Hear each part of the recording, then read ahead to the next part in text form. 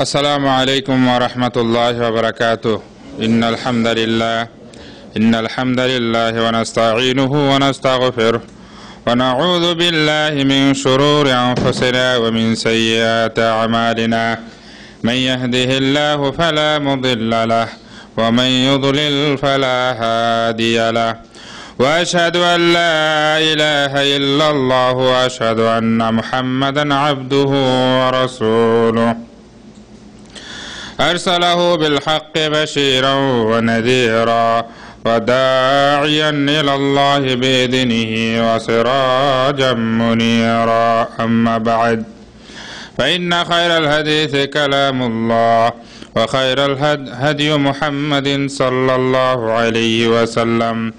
فإن شر الأمور محدثاتها وكل محدثة بدعة وكل بدعة ضلالة وكل ضلالة في النار.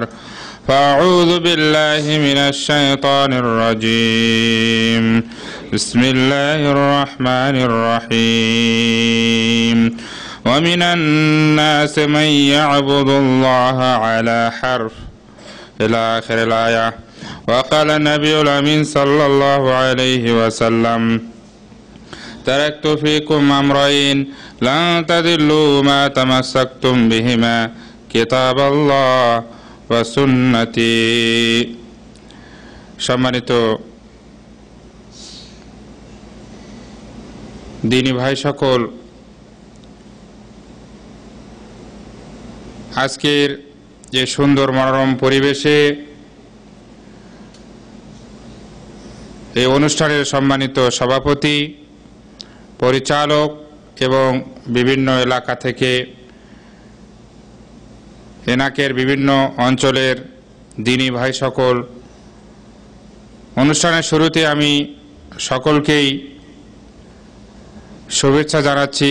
সকলেই নিজেদের কর্মব্যস্ততা, নিজেদের কর্মকাণ্ড ছেড়ে একমাত্র লেওয়াজহিল্লা দিনের স্বার্থে দিনের কিছু জ্ঞান শেখার জন্য এখানে আপনারা সমবেত হয়েছেন।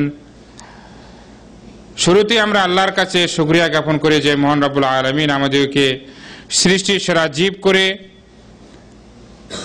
আমাদেরকে সৃষ্টি করেছেন এবং দুনিয়াতে আমাদের চলার জন্য শ্রেষ্ঠ কিতাব তিনি নাজিল করেছেন এবং এই কিতাবকে বোঝার জন্য শ্রেষ্ঠ মানব হযরত মুহাম্মদ সাল্লাল্লাহু আলাইহি সাল্লামকে পাঠিয়েছেন কোরআনকে বোঝানোর জন্য। সে আল্লাহর কাছে আমরা শুকরিয়া জ্ঞাপন করি, আলহামদুলিল্লাহ। দরুদ ও সালাত ও সালাম বর্ষিত হোক জনাব মুহাম্মদ রাসূলুল্লাহ সাল্লাল্লাহু আলাইহি ওয়াসাল্লামের উপর। সকলেই বলে আল্লাহুম্মা সাল্লি আলাই, আল্লাহুম্মা বারিক আলাই। আজকে আমি আপনাদের সম্মুখে যে বিষয়টি নিয়ে আলোকপাত করতে চাচ্ছি তার নাম হচ্ছে হেদায়েতের অন্তরায় ও তার প্রতিকার। অর্থাৎ মানুষ কেন হেদায়েত প্রাপ্ত হচ্ছে না, এর প্রতিবন্ধকতা কি এবং কিভাবে হেদায়েতের রাস্তা আমরা পেতে পারি, এই দুইটা বিষয়ের কয়েকটি পয়েন্ট রয়েছে। ওই পয়েন্টকে নিয়ে আজকে আলোচনা করব। ওমা তৌফিক ইল্লা বিল্লাহ আলাইহি তাওয়াক্কালতু ওয়া ইলাইহি উনীব। সম্মানিত উপস্থিতি, আমরা সকলেই জানি যে আমরা যে খাদ্যগুলো গ্রহণ করি, পানি, ভাত, গোশত সহ আর যা কিছু, সাধারণত আমরা এগুলোকে রিজিক বলি, খাদ্য বলি। এছাড়াও কিন্তু আরেকটি খাদ্য রয়েছে, সে খাদ্যটি নাম আপনারা জানেন? বাস্তবতা হয়তো আমরা খাই না, কিন্তু সেটাকেও কিন্তু খাদ্য বলা হয়। সেটা হচ্ছে হেদায়েতের রিজিক, ঠিক কিনা? সঠিক রাস্তার উপর আমি আছি কিনা, ভালো রাস্তার উপর আমি আছি কিনা, বা আল্লাহর পক্ষ থেকে আমার উপর সঠিক রহমত আছে কিনা, এটাও কিন্তু আল্লাহর পক্ষ থেকে একটা রিজিক। এই রিজিকটাই কিন্তু আসল রিজিক। দুনিয়াতে আমরা যে সমস্ত রিজিক আমরা অর্জন করতেছি, আমরা ভক্ষণ করছি, সেটাতে আমরা বেঁচে থাকি হয়তোবা দুনিয়াতে বাঁচার জন্য, কিন্তু হেদায়েতের রিজিক কোথায় বাঁচার জন্য? মৃত্যুর পরে। দুনিয়ার রিজিক দিয়ে আমরা বাঁচি হয়তোবা পৃথিবীতে, আর হেদায়েতের রিজিক দিয়ে আমরা বাঁচবো কোথায়? আখিরাতে। তো সেই বিষয়গুলো ইনশাআল্লাহ আপনাদের সম্মুখে আলোকপাত করব, যে কি কি পয়েন্টগুলো ক্ষেত্রে আমরা দুর্বল, যার কারণে হেদায়েতের রাস্তা পর্যন্ত আমরা যেতে পারতেছি না। ইনশাআল্লাহ এই সম্পর্কে কয়েকটি পয়েন্ট আছে, এর উপর আলোচনা করে ইনশাআল্লাহ আলোচনা শেষ করব।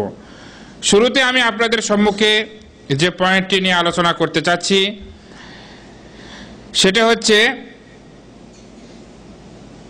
অজানা থাকার কারণে, অর্থাৎ মূর্খতা বা জ্ঞানের স্বল্পতা থাকার কারণে আমরা হেদায়েতের সঠিক রাস্তা পর্যন্ত আমরা পৌঁছতে পারি না। এর দলিল কি? আল্লাহ রাব্বুল আলামিন পবিত্র কোরআনে বলেছেন, ওয়া মিনান নাসি মান ইয়াবুদুল্লাহ আলা হারফ। মানুষের ভিতরে এমন কিছু লোক আছে যারা সন্দেহ বশবর্তী হয়ে ইবাদত করে। কি ভাই, আছে কিনা? অনেক মানুষ আছে, জিজ্ঞাসা করবেন যে ভাই এই কাজটা করতেছেন, এটা তো হাদিসে নাই। আরে ভাই করি না, যদি সওয়াব হয়। কি ভাই, লোক আছে কিনা? তাহলে আল্লাহ রাব্বুল আলামিন তিনি কিন্তু সূরা হজের 22 নম্বর আয়াতে বলতেছেন, ওই ঘটনাটাই তিনি বলতেছেন যে মানুষের ভিতরে জ্ঞান স্বল্পতার কারণে, জ্ঞান না থাকার কারণে, মানুষের ভিতরে সঠিক সিদ্ধান্ত না থাকার কারণে তারা দ্বিধাদ্বন্দ্ব ভোগে এবং সেই সন্দেহের বশবর্তী হয়ে তারা ইবাদত করে। এটা কার কথা? আল্লাহর কথা। আমরা কি ওই দলে থাকতে চাই? না, আমরা ওই দলে থাকতে চাই না। দ্বিধা নিয়ে কোনো ইবাদত আমরা করতে চাই না। আমার কথাটা কি বুঝতে পারতেছেন? দ্বিধা মানে সন্দেহ, মানে আপনি একটা ইবাদত করবেন, এটা কি জেনে বুঝে নাকি ওই একজনের ডাক দিল আর আপনি চলে গেলেন? জেনে বুঝে। যেগুলো আলোচনা আমাদের সব সময় হয়ে থাকে যে আমি একটা ইবাদত করব জেনে বুঝে, আর এই নিয়মটাও জানতে হবে যে আল্লাহর জন্য আমরা যে ইবাদত করব, ইবাদত তো আল্লাহর জন্যই হবে, সেই ইবাদতটা সঠিক কিনা এই সিদ্ধান্তটা কাকে নিতে হবে? আপনাকে আমাকে নিতে হবে। আমি যে নামাজ পড়তেছি এর কোনো দলিল আছে কিনা এটা কাকে জানতে হবে? আমাকে জানতে হবে। এবং আরো যে অনেক বিষয় রয়েছে, নামাজ হয়তোবা মানে একটা মূল বিষয়, এটা আর বলার অপেক্ষা রাখে না, কিন্তু আরো অনেক বিষয় রয়েছে। হয়তোবা একজনে বললো যে ভাই ওইখানে চলেন, ওইখানে আজকে মিলাদ আছে, তাহলে আমরা কি ওখানে চলে যাব? অথবা একজনে ডাকলো যে ওইখানে ওরস শরীফ আছে, আপনাকে ডাক দেওয়া হলো, আপনাকে ওখানে চাঁদার জন্য বলা, আপনি চলে যাবেন না? তাহলে আমাদের ভিতরে মূর্খতা থাকার কারণে, জ্ঞানের পরিপক্কতা না থাকার কারণে আমাদের এই সঠিক রাস্তা পর্যন্ত পৌঁছতে আমাদের প্রতিবন্ধকতার সৃষ্টি হয়। সেটা আল্লাহ রাব্বুল আলামিন তিনি বলতেছেন যে ওয়া মিনান নাসি মান ইয়াবুদুল্লাহ আলা হারফ। মানুষের মধ্যে এমন কিছু লোক আছে যারা সন্দেহের বশবর্তী হয়ে ইবাদত করে। ফাইন আসাবাহু খায়রুন ইতমান্না বিহি। যদি এই ইবাদতটা করার পরে যদি সেই ইবাদতের মাধ্যমে যে চেয়েছে এটা যদি সে অর্জন করে ফেলে তাহলে সে খুব খুশি হয়। আছে না? সন্দেহের বশবর্তী হয়ে একটা ইবাদত করলেন, যদি লাইগা যায়, আপনার লেগে গেছে, আপনি খুশি, ঠিক কিনা? অথবা আপনি আল্লাহর কাছে যেটা চেয়েছেন এই ইবাদতের মাধ্যমে যদি আল্লাহ আপনাকে দিয়ে থাকে তা আপনি ইতমান্না বিহি, আপনি খুবই সন্তুষ্ট।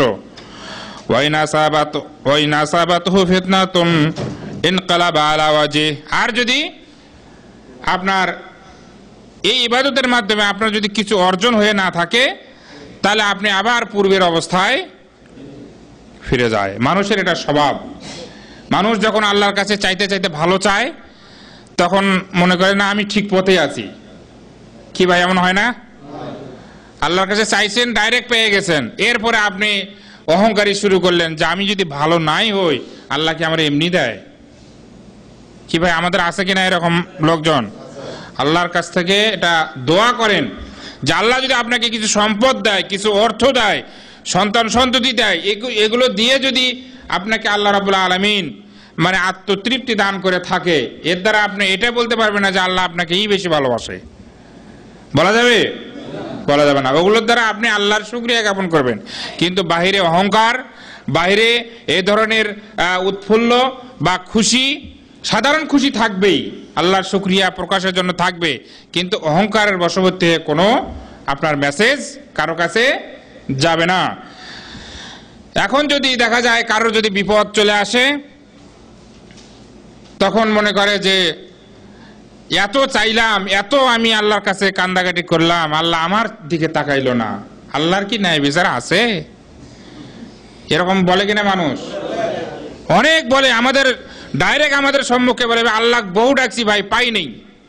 এখন আমরা চলে গেছি ওই কোন দিকে, পীরতন্ত্রের দিকে চলে গেছি, নাউযুবিল্লাহ। তাহলে আল্লাহর কাছে চাইতে চাইতে যদি আমি না পাই, এটাও কিন্তু আল্লাহর পক্ষ থেকে পরীক্ষা, ঠিক কিনা? এর দ্বারা আপনার অন্য বিপদ কেটে যেতে পারে, না পাইলেও অন্তত কিয়ামতের দিনের বদলা আপনি পাবেন। অথবা এমন হয় যে আপনি 6 মাসের ভিতরে একটা জিনিস আপনি চেয়েছেন, চাইতে চাইতে আপনি মনে করেন পাননি, 6 মাস পরে এর চেয়ে ভালো কোনো জিনিস একটা পেয়ে গেছেন, তখন কি আমরা ফিরে আসি না? ফিরে এসে বলি যে ওই আগের 6 মাসের ভিতরে যে আল্লাহর কাছে চাইছিলাম ওটা না পেয়ে ভালোই হয়েছে। কি ভাই এমন ঘটনা ঘটেনি আমাদের লাইফে? বহু আছে। 1 বছর চাইতে চাইতে পাননি, 2 বছরের মাথায় যে আপনি এমন জিনিস আল্লাহ আপনাকে দিয়েছে ওর সাথে 2-3 গুণ ভালো, তখন কিন্তু আমরা ঠিকই বলি ওই সময় যে দেয়নি আল্লাহ আসলেই ভালো জানেন। কিন্তু ওই মুহূর্তের জন্য আমরা ধৈর্যের বাঁধ ভেঙে আমরা আল্লাহ সম্পর্কে বিভিন্ন মন্তব্য করে আমাদের ঈমানগুলো নষ্ট করে দিই। আল্লাহর কাছে আমরা তৌফিক কামনা করি এই ধরনের বিপদ আসতে পারে আমাদের উপর, আমরা যাতে সেখানে ভালোভাবে উত্তীর্ণ হতে পারি। সকলেই বলে আল্লাহুম্মা আমিন। আল্লাহ রাব্বুল আলামিন বলেছেন এই ধরনের লোক যারা খাসরাত দুনিয়া ওয়াল আখিরা, তাদের দুনিয়া এবং আখিরাতের উভয়কালই তাদের ক্ষতিগ্রস্ত। যালিকা হুয়াল খুসরানুল মুবিন। আর এই পরকালের যদি ক্ষতিগ্রস্তকারীদের আমরা অন্তর্ভুক্ত হই, এর চাইতে কি স্পষ্ট আর কিছু ক্ষতি আছে? আমরা যদি একটু চিন্তা করে দেখি, আখিরাতের কোনো একটা যে আপ্যায়ন যদি আমাদের নসিবে মিলে যায়, জান্নাত যদি আমরা পেয়ে যাই, তার সাথে দুনিয়ার কোনো আপনার মানে আপ্যায়ন হোক বা অর্জন হোক, আপনার 10 তলা বিল্ডিংয়ের আপনি মালিক হন, কোনো কি তুলনা চলে? চলে না।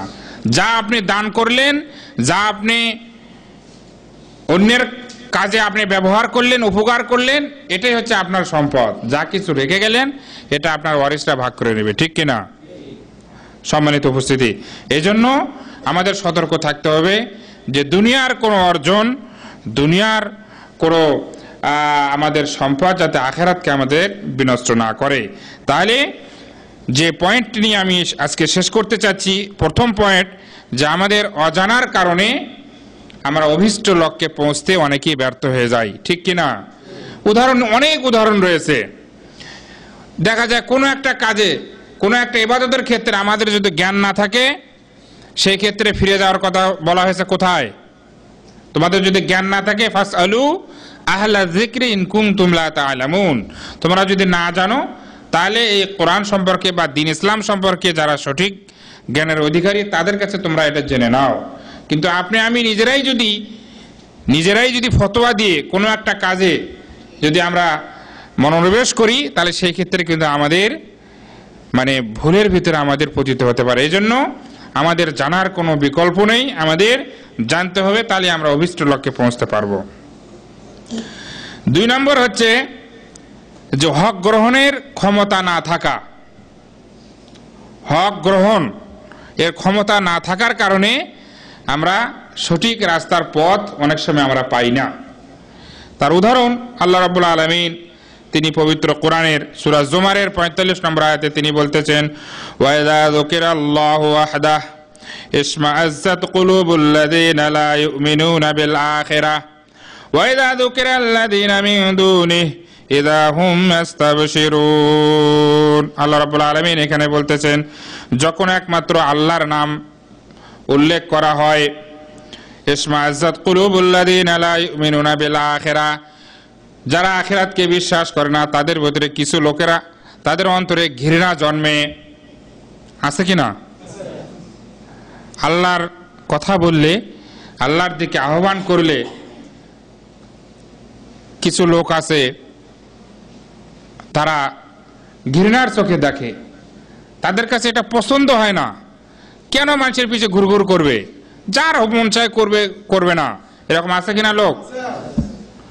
আমরা বাস্তবতা অনেক জায়গায়, অনেক কোম্পানিতে যখন আমরা যাই, বাংলাদেশি ভাইদের সাথে যখন আমরা কথা বলি, তখন এক ক্ষেত্রে তারা বলেন যে আমাদের বস রয়েছে বা দায়িত্বশীল রয়েছে। ভাই কোন দেশি? বাংলাদেশি। অন্য দেশি হলে আমাদের জন্য সহজ হয়, বাংলাদেশি হলেই যখন উপর ধাপে থাকে সহজে তারা ধরা দিতে চায় না। একটু সুযোগ করে দিবে, একটা খুতবা দেওয়া বা একটা আলোচনা করা সহজে দেয় না। জানি না আল্লাহ রাব্বুল আলামিন তাদের অন্তরে কি রেখেছেন, কিন্তু বোঝা যায় এরকম যে আপনাদের কি দরকার, এখানে যে যা মতো থাকে থাকুক, আপনাদের কি দরকার। তো মনে হয় এরকম বোঝা যায় যে কিছুটা ঘৃণার ভাব বোঝা যায়। কি ভাই আছে কিনা এমন লোক? আমরা দোয়া করি আল্লাহ রাব্বুল আলামিন তাদের হেদায়েত দান করুন, আর অমুসলিমদের ভিতরে হলে আল্লাহ রাব্বুল আলামিন তাদেরকেও যাতে ইসলামের ছায়াতলে নিয়ে আসার তৌফিক দান করেন। তাহলে আল্লাহ রাব্বুল আলামিন সূরা জুমারের 45 নম্বর আয়াতে বলতেছেন যে এই ঘৃণা যে জন্মে, এই ঘৃণা জন্মার কারণে তারা কিন্তু ওখানে একটা বিস্ফোরণ ঘটায় কিনা? যারা একটু নেতৃস্থানীয় বা একটু বস লেভেলের বা এই ধরনের দায়িত্বশীল যারা, তাদের আন্ডারে যারা রয়েছে, তাদেরকে বলে দরকার নেই ওখানে যাওয়ার, কি ওখানে খেপসা আছে, এই আছে, সেই আছে, যাওয়া দরকার নেই, বাদ দে এগুলো। মানে তাদের ভাষাতে এইভাবে তাদেরকে কি করে? ঘৃণা জন্মায় দেয়, যার ফলে এই হক গ্রহণ করতে, এর অভিষ্ট লক্ষ্যে পৌঁছতে আমাদের অনেক বাধাগ্রস্ত হতে হয়। এরপরে আল্লাহ রাব্বুল আলামিন শেষাংশে বলতেছেন ওয়াইদা যুকিরাল্লাযীনা মিন দুনি, আর আল্লাহকে বাদ দিয়ে যদি অন্য কোনো বিষয়ের কথা বলা হয়, আছে কিনা? মানে দিন সম্পর্কে আলোচনা হবে না, অন্য কোনো বিষয়, এমনি খাওয়া দাওয়া হবে, এমনি মনে করেন নাচ গান বা এই ধরনের আরো যা, আল্লাহকে বাদ দিয়ে অন্য বিষয়ে আলোচনা হবে, অন্য কোনো বিষয়ের প্রতি আহ্বান করা হবে, ইযা হুম ইয়াস্তাবশিরুন, তখন তারা ভীষণ খুশি হয়। আছে কি না? অনেক লোক আছে এরকম যে আল্লাহর কথা বললে সেখানে ঘৃণা। তো এই ঘৃণা যখন হয় তখন তার অধীনস্থ যারা থাকে তাদের এরকম ভালো জায়গায় আসতে তাদের প্রতিবন্ধকতার সৃষ্টি হয়। তো এই জন্য আমাদের সচেতন থাকতে হবে। এ ধরনের লোক থাকবে। রাসূলুল্লাহ সাল্লাল্লাহু আলাইহি সাল্লামের যুগে ছিল কিনা? তার আশেপাশে ঘোরাঘুরি করেছিলেন, আছে না? অসংখ্য প্রমাণ রয়েছে এগুলো, যেগুলো দ্বারা আমাদের শিক্ষা নিতে হবে যে ইসলামের ভিতরে শত্রু রয়েছে, তারা ইসলামকে নষ্ট করার জন্য চেষ্টা করবে, সেই ফাঁদে আমাদের পা দেওয়া যাবে না। সম্মানিত উপস্থিতি, তাহলে হক গ্রহণের যে ক্ষমতা, এটা না থাকার কারণে, প্রতিবন্ধকতার কারণে আমরা অভিষ্ট লক্ষ্যে পৌঁছতে পারি না। 3 নম্বর হচ্ছে আল হাসাদ অল কেবের, হিংসা এবং অহংকার। হিংসা এবং কি অহংকার, এই দুইটা জিনিস আমাদেরকে হেদায়েতের রাস্তায় পৌঁছতে বাধা সৃষ্টি করে। কিভাবে? আমরা উদাহরণ হিসেবে যদি দেখি যে আদম আলাইহিস সালামকে যখন সেজদার কথা বলা হয়েছিল, কাকে? ইবলিসকে, শয়তানকে বলা হয়েছিল সেজদা করার জন্য। সে কি বলেছিল?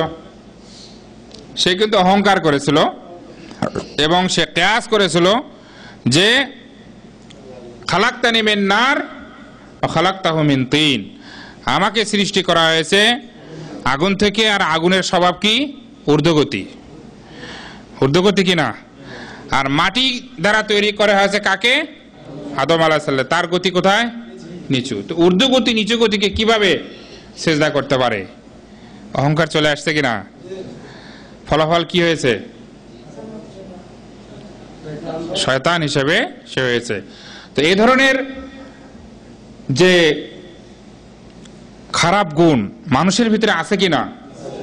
মানুষের ভিতরেও কিন্তু সেগুলো কাজ করে।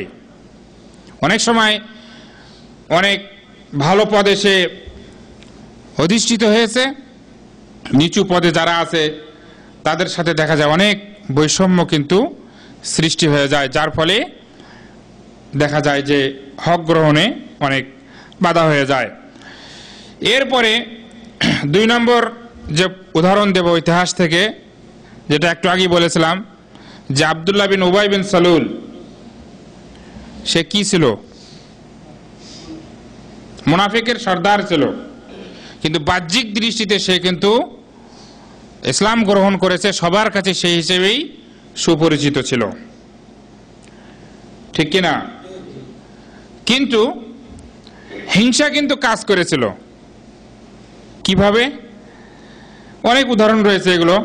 যে আল্লাহ রাসূল সাল্লাল্লাহু আলাইহি সাল্লামকে যখন নবুয়ত দেওয়া হলো, তখন যারা নেতা নেতৃত্ব স্থানে যারা ছিল কাফেরদের ভিতরে, তারা হিংসা করেছে না?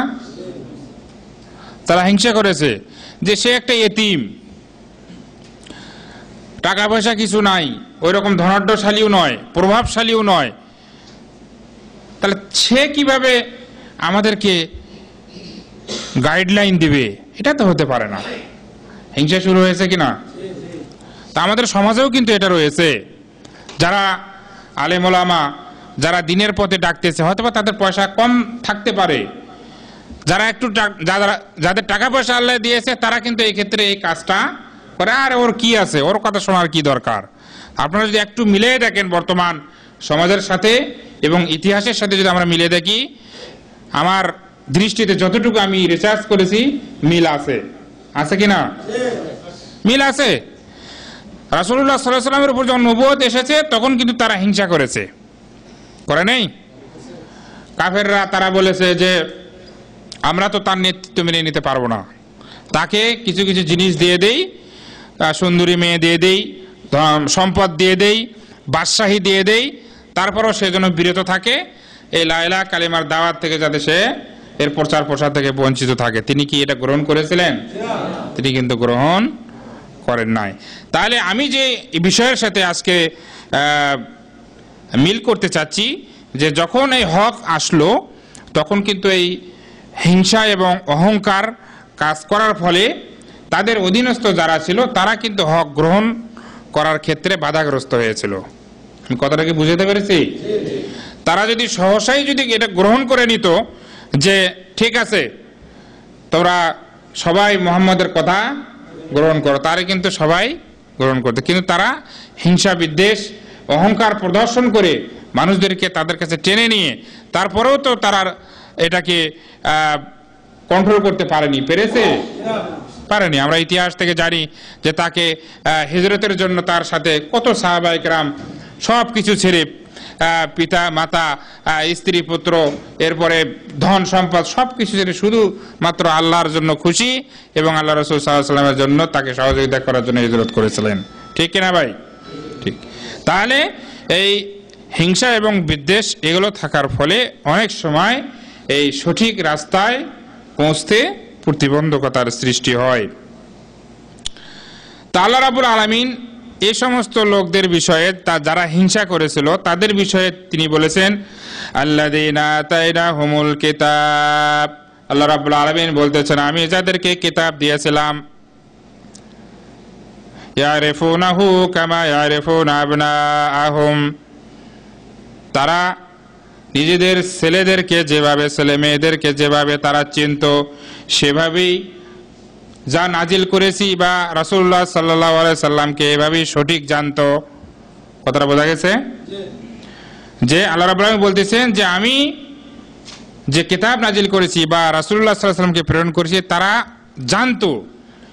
কেমন জানতো? যেমন তাদের ছেলে মেয়ে আছে এটা জানে। তারপরে কি আছে? ওয়া ইন্না ফারিকাম মিনহুম লা ইয়াকতুমুনাল হক, কিন্তু তাদের ভিতর থেকে একটা দল এই হককে তারা গোপন করলো। ওয়া হুম ইয়ালামুন, তারা জেনে বুঝে। এটা সূরা বাকারার 146 নম্বর আয়াত। তাহলে বর্তমান সমাজেও এই শ্রেণীর লোক আছে কিনা? জানে যেটা সত্য, তারপরেও তারা মুখ ফিরিয়ে নেয়। জানে এটা সত্য, তারপরেও তারা মুখ ফিরিয়ে নেয়। 4 নম্বর পয়েন্টে আলোচনা করব যে মানে ও রিয়াসা, নেতৃত্বের অসুস্থতা, রোগ। যারা বাদশা বা আরো যারা বড় পর্যায়ে রয়েছে, অনেক সময় তাদের এই নেতৃত্বের প্রতি খেয়াল করে দেখা যায় যে এই হক থেকে তারা বঞ্চিত হয়ে যায়। উদাহরণ, হেরাকলের কিসসা আমরা সকলেই জানি। আবু সুফিয়ান রাদিয়াল্লাহু আনহু যখন তিনি হেরাকলের কাছে, রোমের বাদশার কাছে যখন রাসূলুল্লাহ সাল্লাল্লাহু আলাইহি সাল্লামের দাওয়াত বা তার কার্যক্রম নিয়ে তার কাছে উপস্থাপন করা হলো, সে হেরাকল বাদশা কিন্তু সে মানে মনে করেছে বা এটা বিশ্বাস করেছে যে তার এই কথা যদি বা আবু সুফিয়ানের এই বর্ণনা যদি সত্য হয়, তাহলে অচিরেই আমার এই অঞ্চল সে দখল করে নেবে বা সেটা জয় করে নেবে, বিজয় হয়ে যাবে। তার মানে এই হেরাকল বাদশা কিন্তু সে গ্রহণ করে নিয়েছিল যে না, তার এ দাবি সত্য, লা ইলাহা কালিমা এটা সত্য। তিনি যখন তার আশেপাশে যারা মন্ত্রী বা তার যে পরিবারবর্গ বা তার এই প্রশাসনের যারাই ছিল তাদের সাথে যখন পরামর্শ করলো, তখন বলল যে না, এটাতে গ্রহণ করা যাবে না, বা তাদের দ্বিমতের কারণে সে কিন্তু মুহাম্মদ সাল্লাল্লাহু আলাইহি সাল্লামের ধর্মকে ত্যাগ করলো। কিসের কারণে? যে আমি যদি ওটা ত্যাগ করি তাহলে আমার এই বাদশাহী পদ আমার চলে যাবে। তাহলে এই ক্ষেত্রে দেখা যায় যে এ ধরনের বাদশা পর্যন্ত না হলেও এলাকার মাতব্বর আছে কিনা, এটা অনেকটাই কিন্তু উদাহরণ আমরা দিতে পারি। বা এলাকার মেম্বার বা এই ধরনের আরো চেয়ারম্যান, তারা কিন্তু তাদের সাথে কিন্তু অসংখ্য লোক থাকে না? অসংখ্য লোক থাকে। তারা যদি তাদের মুখ দিয়ে বলে যে এ আজকে মাহফিল হচ্ছে, ওখানে তোমরা সকলেই যাবে, কিভাবে যাবে কিনা? কিন্তু উনি যদি মনে করে যে আমি যাদেরকে যেতে বলবো, এখন যদি আমি যদি মাহফিলে যেতে বলি, হয়তো বা আমাকে অনেকেই বলতে পারে রাজাকার, কথার কথা আর কি, বা অনেকেই বলতে পারে যে আপনাকে চেয়ারম্যান ভোট দিয়েছে ওইখানে যাওয়ার জন্য নাকি, এই বিভিন্ন কিছু চিন্তা করে সে কিন্তু বলবে না যে আমার হয়তো বা এই গদি, আমার এই চেয়ারম্যানি পদ, এই চেয়ার আমার চলে যেতে পারে, অতএব আমার বলার কিছু দরকার নেই। তাহলে এগুলো সমাজে এগুলো থাকার ফলে দেখা যায় যে হক পথ পর্যন্ত পৌঁছাতে আমাদের বাধা সৃষ্টি হয়ে যায়। অনুরূপভাবে ফেরাউনের কিসসা আমরা সকলেই জানি। ফেরাউন কার সাথে, কার যুগের ছিলেন? হ্যাঁ, মুসা আলাইহিস সালাম। তার সাথে অনেক বাক বিতণ্ডা হয়েছে, ঠিক কিনা? শেষ পর্যন্ত কিন্তু গ্রহণ করেনি। তার ভাষায় আল্লাহ রাব্বুল আলামিন তিনি বলতেছেন, আল্লাহ রাব্বুল আলামিন আনুমিনু লিবাশারাইন মিথলিনা, ফেরাউন বলতেছে আমরা কি ঈমান আনবো আমাদের মতো মানুষের কথার ভিত্তিতে? তার মানে মুসা আলাইহিস সালাম যে তিনি দাওয়াত দিয়েছেন, হারুন আলাইহিস সালাম দাওয়াত দিয়েছেন যে এক আল্লাহর ইবাদত করো, তো মানুষের কথা কি আমরা ঈমান আনবো না। এরপরে ওয়াকাউমুহুম লানা আবিদুন, এবং বলতেছে তার কওম তো আমাদের ইবাদত করে, তাহলে কিভাবে আমরা তার কথা শুনবো? তাহলে ফেরাউনের সাথে তো অসংখ্য লোক ছিল, ঠিক কিনা? ফেরাউন যদি ভালো হয়ে যেত তাহলে কত লোক দেখা যেত এই হেদায়েতের রাস্তায় তারা চলে যেত। কিন্তু এই তার গদি বা তার এই নেতৃত্বর মানে লোভ সামলাতে না পেরে দেখা গেল যে তারা ওই পথেই থেকে গেল, হেদায়েতের পথ পর্যন্ত যেতে পারলো না। এরপরে আল্লাহ রাব্বুল আলামিন পরের আয়াতে বলছেন, সূরা মুমিনের 47 নম্বর আয়াত আগে বললাম, পরে হচ্ছে ফাকাযাবুহুমা ফাকানু মিনাল মুহলাকিন। এই তারা কি করলো? মুসা আলাইহিস সালামকে এবং হারুন আলাইহিস সালামকে মিথ্যা প্রতিপন্ন করলো এবং তারা সকলেই ধ্বংসপ্রাপ্ত হলো। হয়নি? সমুদ্রের ভিতরে হয়নি? হয়ে গেছে। সম্মানিত উপস্থিতি, 5 নম্বর হচ্ছে মানে শাহওয়া ওয়াল মাল। আজ আমরা যারা এখানে প্রবাসী জীবনে পা দিয়েছি সকলেই কিন্তু মালের প্রতি একটা আমাদের লোভ আছে, অথবা আপনারা খারাপ দৃষ্টিতে নেবেন না। এই মালের প্রতি মাল অর্জনের প্রতি কিন্তু আমাদের একটা আশা আকাঙ্ক্ষা আছে, ঠিক কিনা? এই আশা নিয়েই কিন্তু আমরা সুদূর হাজার হাজার কিলোমিটার দূর থেকে আমরা এখানে এসেছি। কিন্তু এই মাল যদি আমাদেরকে সঠিক রাস্তা পর্যন্ত পৌঁছাতে যদি বাধা সৃষ্টি করে, তাহলে কি এই মাল আমাদের উপার্জন চলবে? চলবে না। সম্মানিত উপস্থিতি, এরকম অসংখ্য উদাহরণ রয়েছে যে আমরা মালের পিছনে, টাকার পিছনে ঘুরতে ঘুরতে ঘুরতে ঘুরতে দেখা গেছে যে অনেকে আমরা নামাজ ছেড়ে দেই, অনেকে আমাদের দৈনন্দিন যে কাজ, যে রুটিন, সেটাও আমরা কিন্তু পরোয়া করি না, হালাল হারাম আমরা পরোয়া করি না। তাহলে এই মালের পিছনে ঘুরতে ঘুরতে যদি আমরা আখিরাত নষ্ট করি বা হেদায়েত পর্যন্ত যদি পৌঁছতে না পারি, তাহলে এটা আমাদের জন্য কি হবে? দুর্ভাগ্য হবে। সম্মানিত উপস্থিতি, আল্লাহ রাব্বুল আলামিন এই ক্ষেত্রে সূরা আকাবের 32 নম্বর আয়াতে তিনি বলতেছেন, ওয়ামান লা ইউজিব দাঈ আল্লাহ, যে ব্যক্তি আল্লাহর আহ্বানের দিকে কোনো সাড়া দেয় না, ফালাইসা বিমুজিজিন ফিল আরদ, তাহলে দুনিয়াতে আল্লাহকে কি কেউ ঠকাতে পারবে? কার ঠকা? আল্লাহকে পরাভূত করা যাবে? যদি আমরা ইবাদত করি তাহলে এর ফলাফল কে পাবে? আমরাই পাবো, এর বিনিময় কিন্তু আমরাই পাবো। আল্লাহ রাব্বুল আলামিনের এখানে কিছু আসা যায় না, তার কোনো ক্ষতিও হবে না, তার কোনো এখানে আফসোসও হবে না। সম্মানিত উপস্থিতি, যা ক্ষয়ক্ষতি হবে আমাদেরই হবে। 6 নম্বর হচ্ছে মুহাব্বাতুল আহলে ওয়াল আকারিব ওয়াল আশিরা। আমরা অনেক সময় অনেকেই হক গ্রহণ করি, এরপরে হক গ্রহণ করার পরে এরপরে পরিবারের কাছে আমরা এটা উপস্থাপন করি কিনা? যেমন সৌদি আরব গেছি, অনেক কিছু তো উল্টাপাল্টা অনেক কিছু দেখতেছি, দেখেন তো এগুলো ঠিকঠাক কিনা, মানা যায় কিনা। এখন হয়তো আপনি বাড়িতে এই কথাগুলো বলেছেন, বাড়ির ভেতরে কিছু লোকজন আছে না, হয়তোবা একটু নেতৃস্থানীয় লোক আছে বা আপনার মুরব্বী গুরুজন আছে, তারা দেখে শুনে বলল যে তুমি ওখানে যায় তো ওয়াহাবি হয়েছো, এই হয়েছো, সেই হয়েছো, অনেক কিছুই তোমার পরিবর্তন দেখা যাচ্ছে, তো সুতরাং তুমি যদি ওইটা মানো তো আমাদের বাড়িতে আর আসা লাগবে না। এরকম ঘটনা ঘটে কিনা? অসংখ্য আমাদের কানে আছে যে শেখ, আমরা তো এই সহিহ আকীদা নিয়ে বা এই আলোচনা যখন দেশে আমরা উপস্থাপন করি, আমাদেরকে তো বলে যে তোমাদের ওয়ারিস দেব না, তোমাদেরকে এই দেব না, সেই দেব না, অমুক অমুক ভাগ দেব না। তখন দেখা যায় যে ওই লোক ইমান হারিয়ে মনে করে যে আমার এইগুলোর দরকার নেই, আমার ওই আহাল পরিবার বর্গই সম্পদ লাগবে, ঠিক কিনা? তাহলে সেটাই এখানে বলা হয়েছে যে সে সন্দেহ করে বা সে ভয় করে যে আমি যদি হকের উপর থাকি তাহলে তো আমি বাড়িতে যেতে পারবো না, অথবা আমি ওয়ারিস ঠিকভাবে পাবো না, বা বাড়ির সম্মান আমি ঠিকভাবে পাবো না, তাহলে এই হকের দরকার নেই, আমি আগের রাস্তায় যেটা আছে সেখানেই আমরা থাকি। সম্মানিত উপস্থিতি, তো এটা আমাদের জন্য অত্যন্ত দুর্ভাগ্য। যারা এই ধরনের পরীক্ষার সম্মুখীন হয়েছেন তাদেরকে উত্তীর্ণ হতে হবে, ঠিক কিনা? আল্লাহ এবং তার রাসূল সাল্লাল্লাহু আলাইহি সাল্লামের পথে থাকলে দুনিয়ার কোনো লোভ লালসা, দুনিয়ার কোনো কিছু আপনাকে সেখানে মাফ করা যাবে না যে ওই জিনিস আমি গ্রহণ করে আল্লাহ এবং তার রাসূলের পথ ছেড়ে দেব, এটা কিন্তু কখনোই হতে পারে না।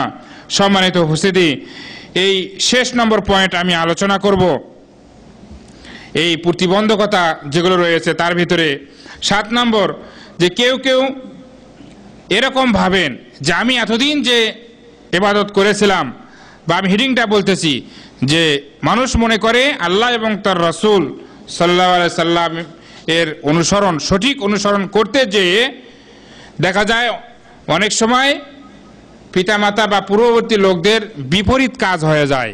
এই ক্ষেত্রে মনে হয় তাদের প্রতি একটা আমাদের ঘৃণা করা হয়, বা তাদেরকে একটা গালি দেওয়া হয়, বা তাদেরকে কষ্ট দেওয়া হয়, আছে কি না? বলে যে ভাই আমি তো এই আমল এতদিন ধরে করে আসছি, আমার বাপ দাদা করে আসছে, হ্যাঁ, তাহলে তাদের কি হবে, তাদের কি অবস্থা, তারা তাদের বিচার তাহলে কিভাবে হবে, তাদের প্রতি আমাদের কি কষ্ট দেওয়া হয় না? কিন্তু আসলে কিন্তু বিষয় তা নয়। কিন্তু কিছু লোক এটাই মনে করে যে না, আমরা বাপ দাদা যেরকম আমরা পেয়েছি সেই তার উপরে আমি আমল করব, তাদেরকে আমি কষ্ট দিতে পারবো না। সেই ক্ষেত্রে আল্লাহ রাব্বুল আলামিন তিনি সূরা মায়েদার 104 নম্বর আয়াতে তিনি বলতেছেন, ওয়াইদা কিলা লাহুম তাআলাউ ইলা মা আনজালাল্লাহ। আল্লাহ রাব্বুল আলামিন তিনি বলতেছেন, যখন তাদেরকে বলা হয় যে তোমরা আল্লাহ রাব্বুল আলামিন যা নাজিল করেছেন তার দিকে তোমরা অগ্রসর হও, এই দিকে তোমরা আসো, ওয়া ইলার রাসূল এবং রাসূল সাল্লাল্লাহু আলাইহি সাল্লামের আদর্শের দিকে, ক্বালু হাসবুনা মা ওয়াজাদনা আলাইহি আবাউনা, আমাদের জন্য যথেষ্ট এটাই যে বাপ দাদার আদর্শ আমরা যেভাবে পেয়েছি সেই আদর্শই আমাদের জন্য যথেষ্ট। কে বলেছেন? আল্লাহ রাব্বুল আলামিন। তাহলে কিছু লোক এরকম আছে কিনা আল্লাহর এই আয়াতের সাথে আমাদের মিলে যাচ্ছে, কিন্তু যাদের মিলে যাচ্ছে তাদের ক্ষেত্রে কিন্তু এটা দুর্ভাগ্য, ঠিক কিনা? বাপ দাদার কোনো আদর্শ এটা কোনো দলিল নয়, দলিল হচ্ছে কোরআন এবং সুন্নাহ। সম্মানিত উপস্থিতি, এই প্রতিবন্ধকতা আমরা জানলাম যে কি কি কিসের মাধ্যমে আমরা এই হেদায়েত পর্যন্ত আমরা যেতে পারি না। সময় শেষের পথে, এবার আমরা জানব যে কোন কোন পথ অবলম্বন করলে আমরা হেদায়েতের রাস্তা পর্যন্ত যেতে পারবো। এতক্ষণ আমরা জানলাম প্রতিবন্ধকতা, যেগুলোর মাধ্যমে মানুষ হেদায়েত পর্যন্ত পৌঁছতে পারে না। এখন দু চারটি আমরা আলোচনা করব যে যার মাধ্যমে আমরা হেদায়েতের রাস্তা পর্যন্ত পৌঁছতে পারবো।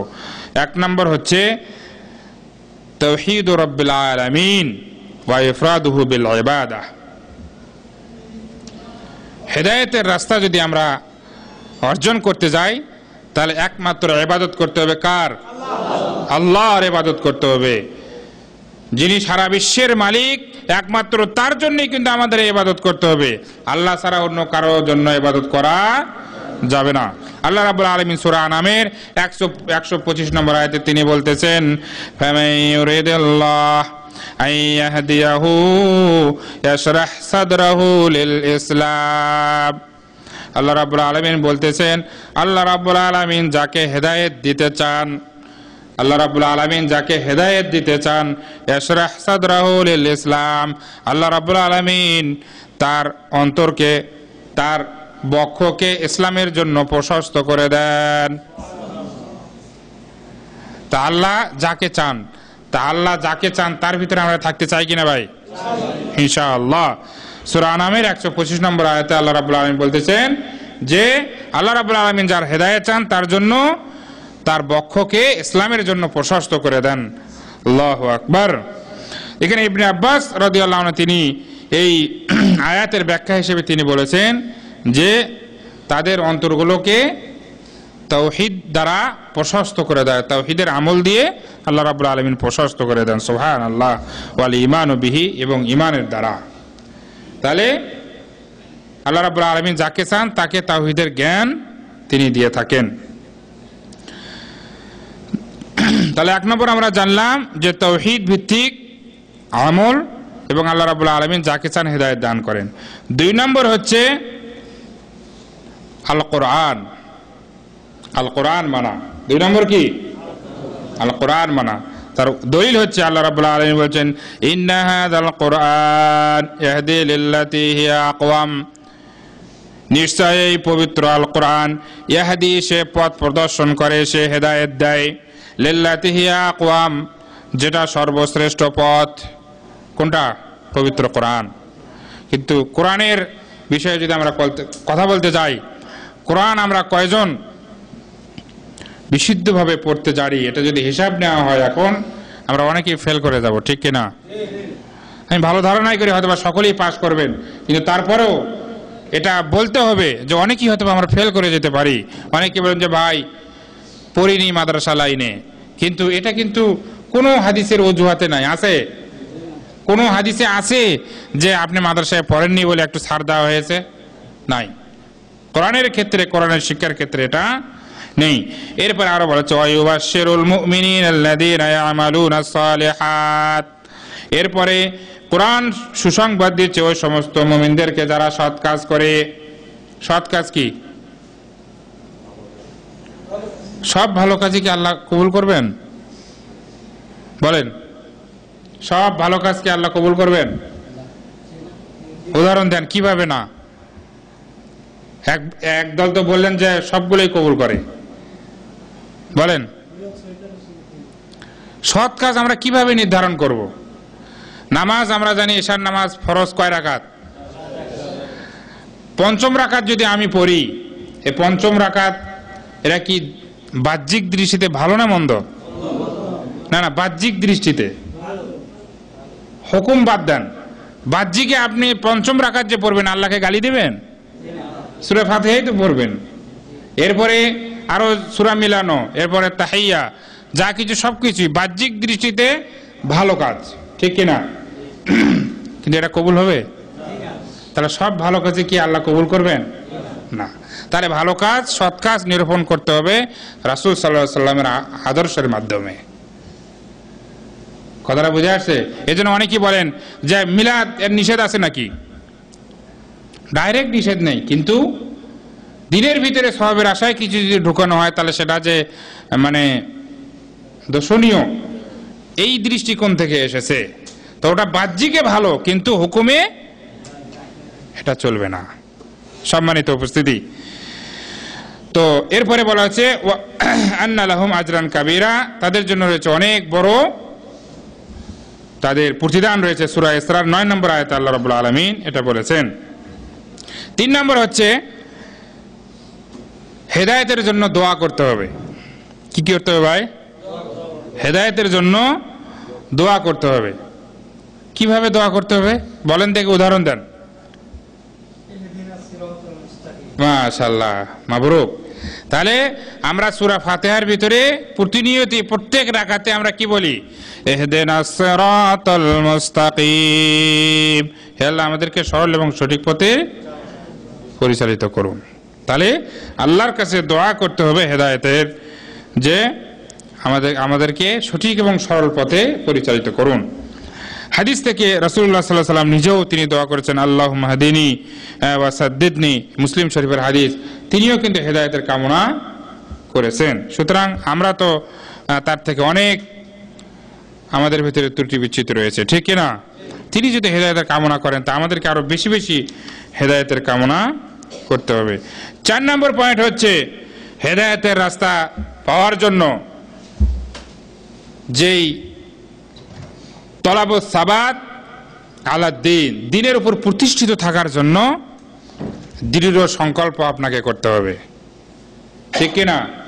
সঠিক জিনিস জেনেছি, ভালো জিনিস জেনেছি, এই ২-৪ দিন আমল করলাম, এরপরে আবার নাই, তাহলে কি হবে? হবে না। এর প্রতি প্রতিষ্ঠিত থাকতে হবে, এরকম প্রতিশ্রুতি আপনাকে দিতে হবে। আল্লাহ রাব্বুল আলামিন সূরা আলে ইমরানের ৮ নম্বর আয়াতে তিনি দোয়া শিক্ষা দিচ্ছেন, রব্বানা লা তুযিগ কুলুবানা। কি বলতেছেন? রব্বানা, হে আমাদের প্রভু, লা তুযিগ কুলুবানা, আমাদের অন্তরকে বক্র করে দিয়েন না। তার মানে হেদায়েতের উপর আসি, এরপর প্রতিষ্ঠিত থাকতে চাই, আমাদের অন্তরগুলোকে বক্র করে দিয়েন না। বাদায়ে হাদায়াতানা, হেদায়েত লাভ করার পরে। তার মানে ওই যে মাঝে মাঝে দেখা যায় না, মানুষ ভালোর পথে আসে, কিছুদিন পরে নাই। আছে কিনা এমন লোক? ভাই আপনাকে আর দেখা যাচ্ছে না, কয় ভাই খুব টেনশনে আছি। আছে কিনা? ভাই কি আছে ভাই? বিপদ। তো বিপদ হচ্ছে ভাই আপনি সিগারেট খাইতেছেন সাগর পাড়ে বসে, কারণটা কি? ভাই কি করব, টেনশনে মানে অবস্থা খারাপ। তো টেনশন আসলে কি করতে হবে? আল্লাহ রাব্বুল আলামিন শিক্ষা দেননি, ওয়াস্তাঈনু বিস-সাবরি ওয়াস-সালাহ। বিপদ যদি আসে তাহলে নামাজের মাধ্যমে, সালাতের মাধ্যমে এবং সবরের মাধ্যমে আল্লাহর কাছে তোমরা সাহায্য প্রার্থনা করো। এখন আমরা সেটা না করে আমরা ওই এক প্যাকেট, জীবনেও যদি সে বিড়ি না খায়, বিড়ি কিনে নিল, এরপরে নামাজ কালাম এগুলো তো বাদই, এরপরে সে টেনশনের ওখানে পাহারা দিচ্ছে, টেনশন। তাহলে বক্র হয় কি না? সে ভালো ছিল, বিপদ দিয়েছে, সেখানে উত্তীর্ণ হতে হবে, ঠিক কিনা? তো দেখা যায় যে তার অন্তর বক্র হয়ে গেছে, যার ফলে সে পথ থেকে দূরে চলে গেছে। এজন্য মাঝে মাঝে লোক ভালো দেখা যায়, কিছুদিন পরে দেখা যায় সে আরো বেশি খারাপ হয়েছে। আছে না এমন? হজের ভিতরে এরকম কিছু লোক পাওয়া যায় কিনা, যে হজ করার পরে নাকি আরো বেশি তারই খারাপ হয়ে যায়। আমার সাথে মদিনায় থাকতে এক ব্যক্তির দেখা হলো, ইয়ং বয়সের। আমি ভদ্রলোককে জিজ্ঞাসা করলাম, মাশাআল্লাহ এই বয়সে এসেছেন, খুবই আমাদের জন্য একটা গর্বের বিষয়। কেননা আমরা সকলেই জানি যে বাংলাদেশ, পাকিস্তান, ভারত এগুলো অঞ্চলের সকলেই প্রায় 60-এর ঊর্ধ্বে যাদের বয়স তারা হজে এসে অনেক বাধা বিপত্তির ভিতরে তাদের পড়তে হয়। তা আপনি ইয়ং বয়সে এসেছেন, ভালো মাশাআল্লাহ। তো উনি বলতেছেন যে আসছি ভাই, টাকা আছে, আসছি, এখন ঘুরে গেলাম, যাচ্ছি, হ্যাঁ হজ কবুল হলে হবে, না হলে নাই। তা আমি বললাম যে ভাই আপনার তো এখলাসের অভাব, ঠিক কিনা? এখলাস সম্পর্কে আপনার জেনেছেন? ওনার কথাটা তো ওইভাবে বলা ঠিক হয়নি। আরো নম্র, ভদ্র এবং নমনীয়তার সাথে আল্লাহর কাছে আরো তাকে নিচু হয়ে তাকে সুপর্দ করা উচিত ছিল, ঠিক কিনা? যে আলহামদুলিল্লাহ, আল্লাহ আমাকে এই বয়স নিয়ে আসার সুযোগ দিয়েছেন, আল্লাহর কাছে অনেক শুকরিয়া, দোয়া করবেন আল্লাহ যত আমাকে হজ্জে মাবরুর, কবুল হজ নিয়ে আমাকে যাওয়ার তৌফিক দান করেন। কিন্তু দেখেন মানুষের ভিতরে কত চিন্তা চেতনা পরিবর্তন। সে বলতেছে কবুল করলে করবে, না করলে নাই। আচ্ছা কবুল যদি না করে কি করতে পারবে সে? কিছু করতে পারবো আমরা? কিছুই করতে পারবো না। সুতরাং এর আগের পয়েন্টে যেটা বলছি যে অহংকারীমূলক কোনো কথা বলা যাবে না। এবং অসংখ্য লোকের কাছে আমি শুনি যে আমার চেয়ে অনেক খারাপ লোক আছে, আমি নামাজ বন্দিগি পড়তেছি, আল্লাহ আমাকে জান্নাত দেবে না দিয়ে যাইব কই? এরকম কথা কিন্তু বলা যাবে না। আশা করতে হবে যে ইনশাল্লাহ নামাজ কালাম পড়তেছি, আল্লাহর কাছে আমি আশা করতেছি ইনশাল্লাহ আমি মুক্তি পাবো, জান্নাত পাবো। কিন্তু বাধ্য করা যাবে না আল্লাহকে যে আমার বিনিময়ে আমি জান্নাত পাবই।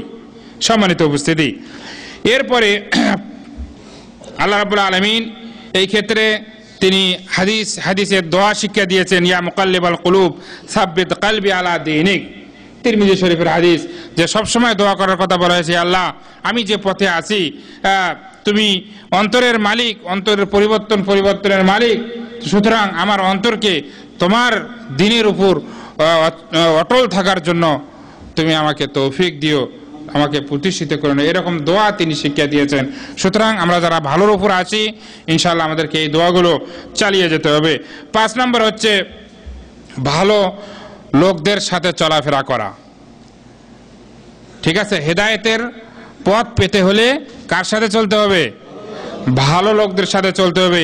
এর ভিতরে যেমন হাদিস এসেছে, লম্বা হাদিস, আবু মুসা আশআরী রাদিয়াল্লাহু আনহু থেকে বর্ণিত, বুখারী মুসলিমের হাদিস, যে আল জালিসুস সালেহ।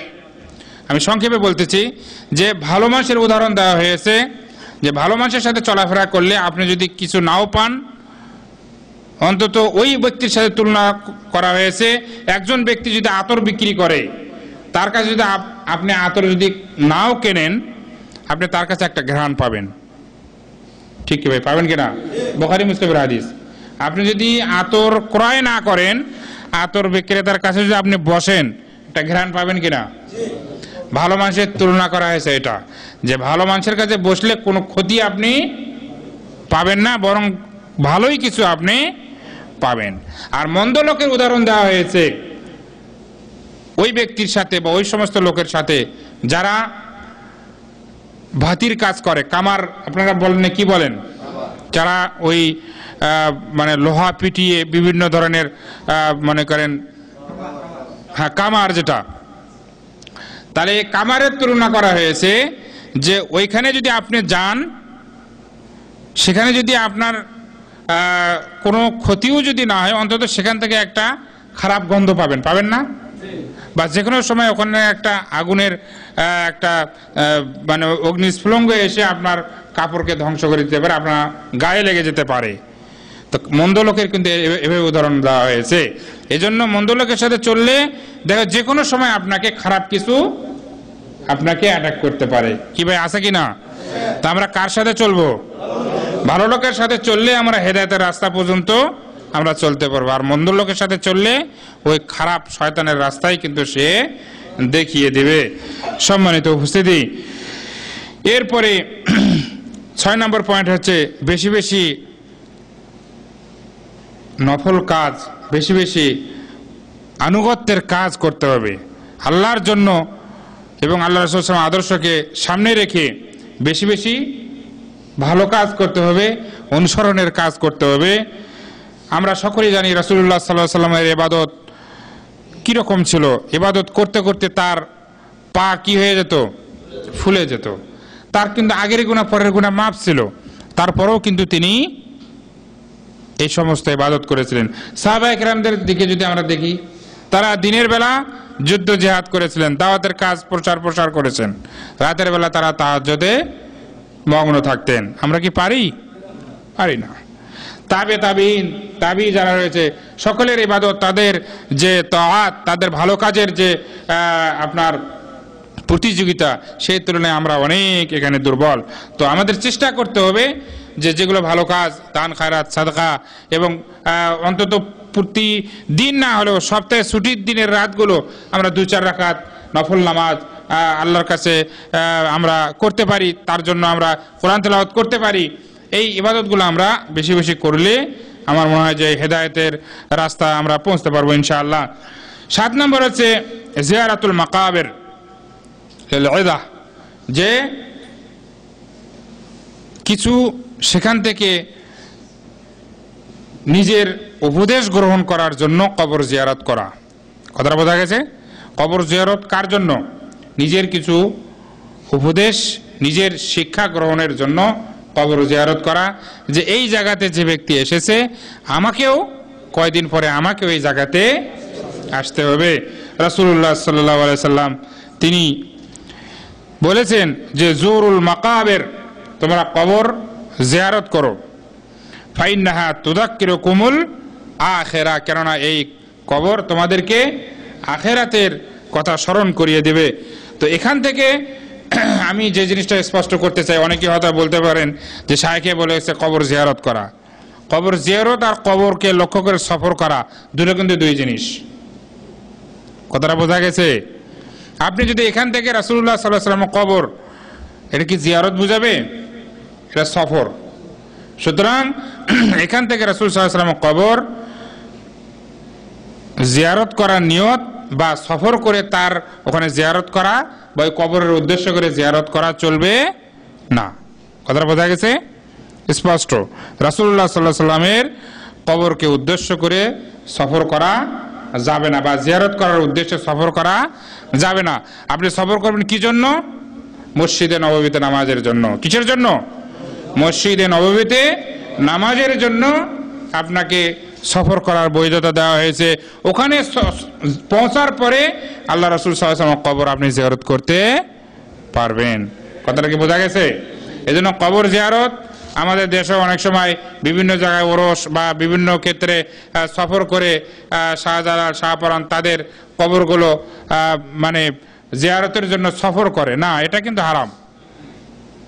জিয়ারত করতে হবে আপনার এলাকাতে যেই কবরগুলো রয়েছে, অথবা যেগুলো মসজিদে দেখবেন যে জানাজার নামাজ হয়, সাথে সাথে কবর দেওয়া হয় নির্দিষ্ট বাউন্ডারির ভিতরে, সেখানে আমাদের জিয়ারত করা, সেখানে যে নিজের কিছু শিক্ষা অর্জন করা, মৃত্যুকে আপনাকে স্মরণ করে দেবে।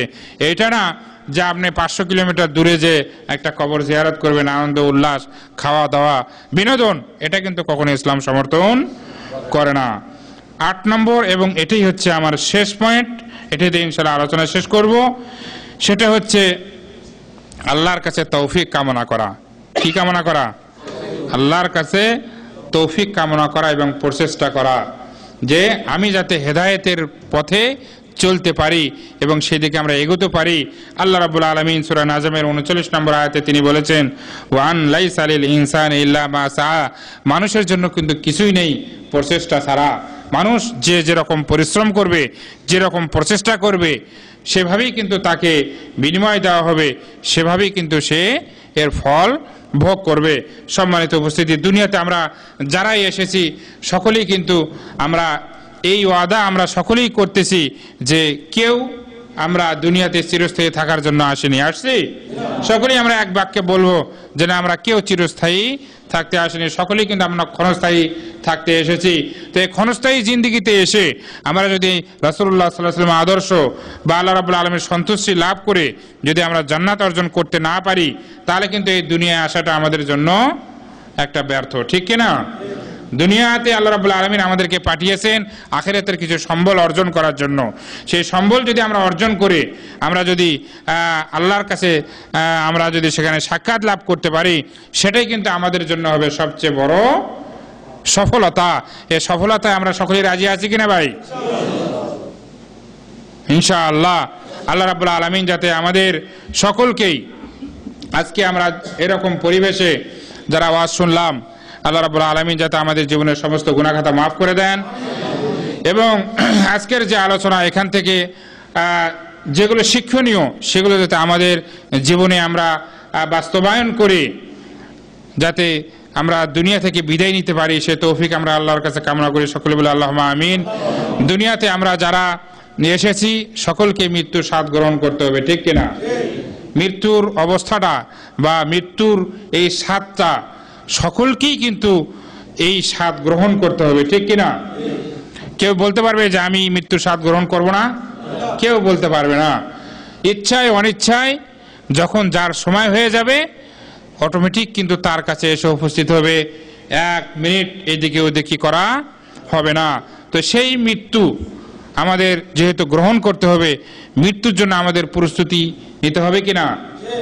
মৃত্যুর জন্য প্রস্তুতি আমরা কিভাবে নেব? আমরা কি বলতে পারবো যে আজকে আমার 30-35 বছর বয়স বা 40 বছর, আরো 10 বছর বাঁচবো? এটা কিন্তু না। মৃত্যুর জন্য প্রস্তুতি কিন্তু সব সময়। একজন মুমিন, খাঁটি মুমিন যে হবে, মুসলিম হবে, তাকে কিন্তু সব সময় মনে করতে হবে যে এখনই যদি আমার ডাক চলে আসে আমাকে চলে যেতে হবে, প্রস্তুত থাকতে হবে। কিন্তু আমরা যদি আপনাকে বলা হয় যে আপনার জান আজকে কবজ করা হবে বা নিয়ে যাওয়া হবে, আপনি কি রাজি হবেন? কেউ আমরা রাজি হব? সকলেই কিন্তু বলেছে আর একটু সময় দেন, অনেক কিছু বাকি আছে, অনেক কিছুই ঘাটতি আছে, ঠিক কি না? অনেক কিছু ঘাটতি আছে, হবে না আরো কিছুদিন পরে। কিন্তু যখন চলে আসবে আর কিন্তু করার থাকবে না। এই জন্য তওবার দরজা খোলা আছে মৃত্যুর আগ পর্যন্ত। সে তওবা আমাদের করার জন্য তওবাতুন নাসুহা আমাদের করতে হবে। আল্লাহ রাব্বুল আলামিনের কাছে দোয়া করি আল্লাহ রাব্বুল আলামিন যাতে আমাদের সকলকেই ঈমানি হালতে আল্লাহ রাব্বুল আলামিন আমাদেরকে মৃত্যুবরণ করার তৌফিক দান করেন। সকলে বলে আল্লাহুম্মা আমিন। ওয়া আখির দাওয়ানা আলহামদুলিল্লাহি রাব্বিল আলামিন ওয়া সাল্লাল্লাহু আলা নাবিয়িনা মুহাম্মদ ওয়া আলা আলিহি ওয়া সাহবিহি আজমাইন। আসসালামু আলাইকুম ওয়া রাহমাতুল্লাহি ওয়া বারাকাতুহু।